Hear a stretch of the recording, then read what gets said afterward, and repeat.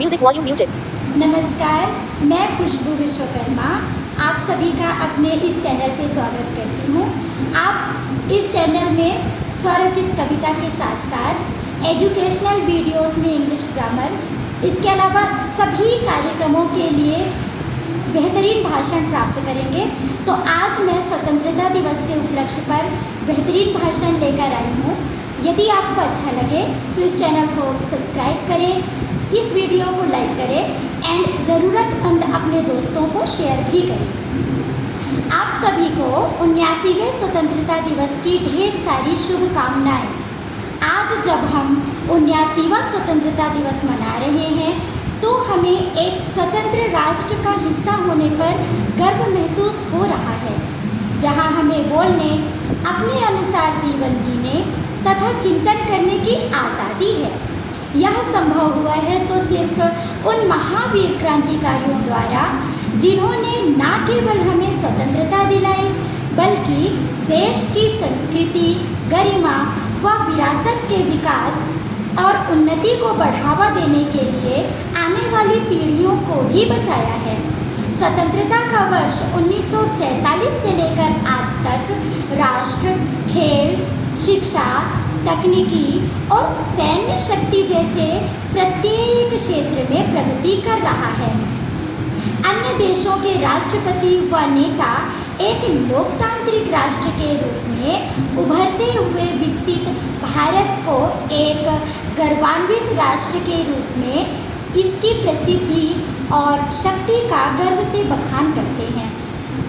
1965 में भारत ने पाकिस्तान की सेना को हराया तथा 1999 में कारगिल युद्ध में पाकिस्तान की सेना पर विजय प्राप्त कर भारतीय सेना ने अपनी वीरता और देशभक्ति का संदेश दिया तथा दुनिया भर को बता दिया कि हम किसी से कम नहीं हैं। वर्तमान भारत के सैन्य क्षेत्र में ब्रह्मोस, अग्नि, पृथ्वी, आकाश तथा त्रिशूल जैसे कई शक्तिशाली मिसाइल बनाकर अपनी सैन्य क्षमता को बढ़ाया है। ऑपरेशन सिंदूर जैसे मिशन ने यह स्पष्ट कर दिया है कि हमारी सुरक्षा के लिए देश की सेना कितनी सजग व क्षमतावान है। भारत की सैन्य क्षमता इतनी प्रभावशाली व शक्तिशाली है कि यह दुनिया भर में एक प्रगतिशील व सुदृढ़ राष्ट्र के रूप में जाना जाता है। वहीं देश पूरे विश्व भर में खेल के क्षेत्र में भी अपना परचम लहरा रहा है।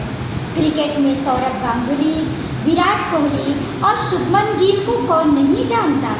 वहीं फील्ड महिला शतरंज विश्व कप में पहला स्थान बनाने वाली पहली भारतीय महिला दिव्या देशमुख, 2 ओलंपिक खेलों में भाग लेने वाली डोला बनर्जी, जो विश्व भर में तीरंदाजी जीतने वाली पहली भारतीय महिला बनी।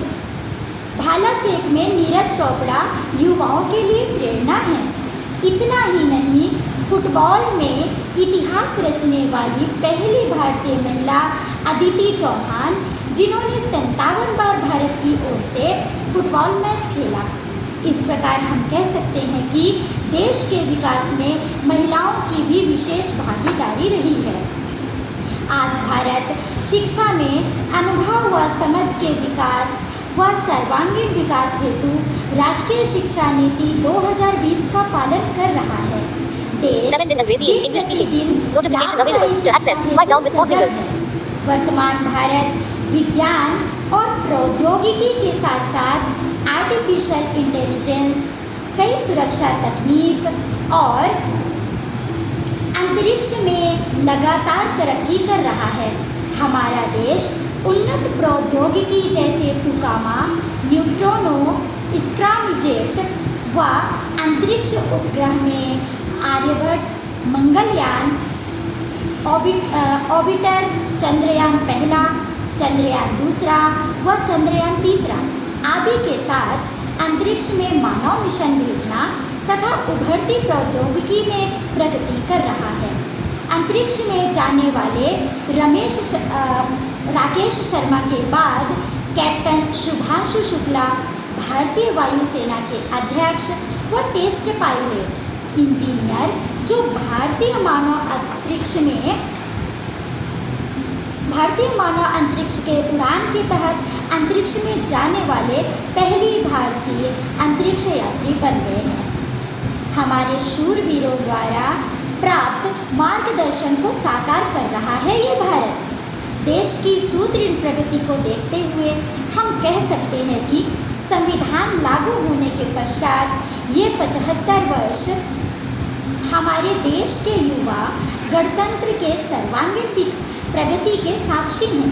स्वाधीनता के बाद देश के कई हिस्सों में भूखमरी और गरीबी की स्थिति बनी रहने के बाद भी हम भारतीयों का आत्मविश्वास कभी डगमगाया नहीं।